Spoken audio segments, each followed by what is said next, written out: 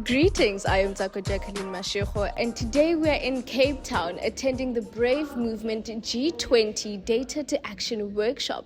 And this workshop is for us to come together and discuss sustainable goals for sexual violence victims. And not only goals, but also telling our stories, sharing our experiences, as well as sharing other challenges that other victims may face. And this is not just a societal issue. It is a global issue. It is a political issue because every sector needs to be hands on deck for us to be able to stop sexual violence against children, against women.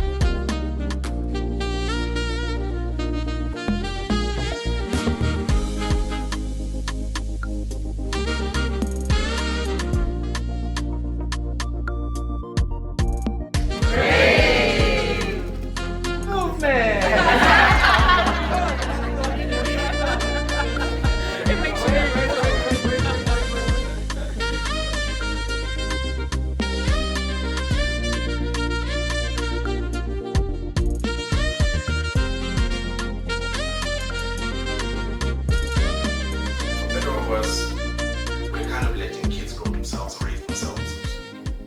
So for me, it comes back down to the unsafe future is rooted in the home. Because we used to also hear, like you were saying earlier, you take your kids to school, where the school is the safe haven. It's, let's call it, not your word, but we used to outsource this thing of raising our kids. We are teaching children more of respecting elders than we are teaching children to consent. That if someone does something like this to you, even if it is an elder, you have every right to dispute and you have every right to speak up. I was also raped as a teenager, and I was also molested by a relative. I was also physically abused by relatives. There was a lot of rejection, especially from my family and the community, because of the way I was conceived. There's an element of cultural barriers whereby parents don't talk to children about sexual activities, about sex, about anything. Freedom is not just about those who can afford it. It's about everybody. So until everyone is free, we are not free. So the women, the children, the persons with disability, the LGBTI persons, men alike, we have made this constitution a moral manifesto which must be enjoyed by everybody. Our Freedom Charter says South Africa belongs to those who live in it. It's a living document. In a country or a nation or a globe where we have normalized crime and crime on women and children. So as a service provider now, I see what happened to me still happening, and it pains me a lot because I don't see justice. I don't see good service provision. I see children turning into things that have never thought because of the criminal justice system failing them. How can we create safer spaces for survivors to engage in advocacy without exploitation? Look, the first point of departure here in our country, we have always believed in a space for engagement. We've always believed in the space of psychosocial support, and even our policies, promotes that as part of our nation-building efforts.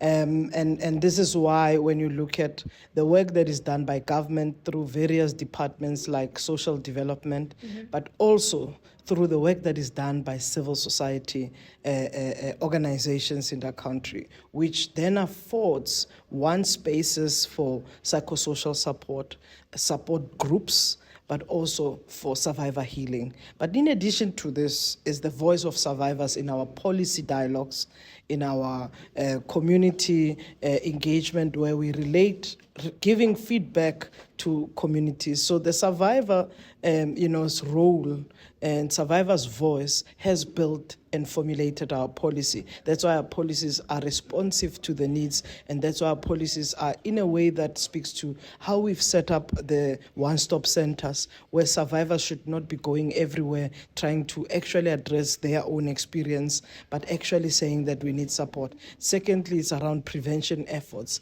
How do we actually make sure people are able to speak, where we deal with toxic masculinity, where we deal with building positive masculinity that actually can create safe spaces. You find it in schools, you find it in health responses, but you also want to enhance it in communities. But our policy and our constitution is amplified around those.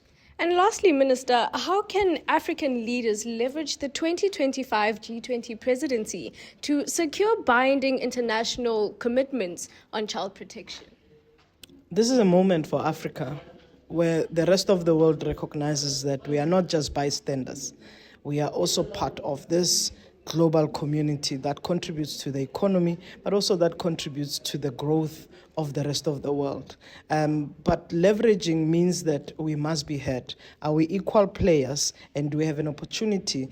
Because we are hosting G20, South Africa's voice, AU's voice, is amplified about the ideas of what the global South really wants to see in the beneficiation of economies, but also the growth of economy that benefits global North and global South, the rest of the world into this. So the voice really here about G20, the global economies are meeting for the first time under the banner of G20 in South Africa. So it's a very important moment for us. But our theme is quite clear. Solidarity, equality, and sustainability is the great emphasis to saying that advancement of economy will also start with the idea of understanding how we build the bridges that connects all the developing economies, how we see the developing economies in the contribution of the already grown and developed economies for that matter. So we have an opportunity. We are saying that we are leveraging, we are part of the voices, but we are also part of the decision making. And under the presidency of His Excellency President Ramaphosa, he's made it clear that South Africa is one of the most important nations to bring the voices of Global South from policy to about opportunities of how we leverage on resources. Africa is very rich in terms of resources, but we want these resources to benefit Africans. We want resources to also be enjoyed by the rest of the world, but that also makes African countries, Global South countries, equal players in that. So we have an opportunity to also host this G20 where people can enjoy the hospitality of our country, the hospitality of our people, and the diversity of our nation in this beautiful nation of ours, which is South Africa. So it's a moment where we will leverage from policy, from leadership, but also from community that is cited in humanity. Given that many survivors still face stigma and silence, how can governments make survivor voices central and not symbolic in policy making? Yeah, look, I mean, it's important that you get the voices of the survivors to policy through different platforms, but also protecting the survivors. So for me, most of the things are not, I mean, policy is policy, yes. But I want us to move to a phase where we start implementing. And it would be to ensure that survivors are given the platform and the voice in the right rooms with the right audience to be able to raise those voiceless counts of issues that they have encountered. And that would be through a number of platforms, but not forgetting, I mean, the Deputy Minister spoke about what the internet is doing. So it comes with a lot of opportunities, but it also comes with some harm into it. So we also need to protect that space to ensure that survivors are not victimized more, because, the moment you say something about as a survivor, you've got two groups, one that supports you and one that will be against you. So we need to ensure that while that happens, it must happen in the confines of respect, dignity, and other sort of positive efforts to ensure that the voices of the survivors are heard. Thank you very much for your time. You're welcome.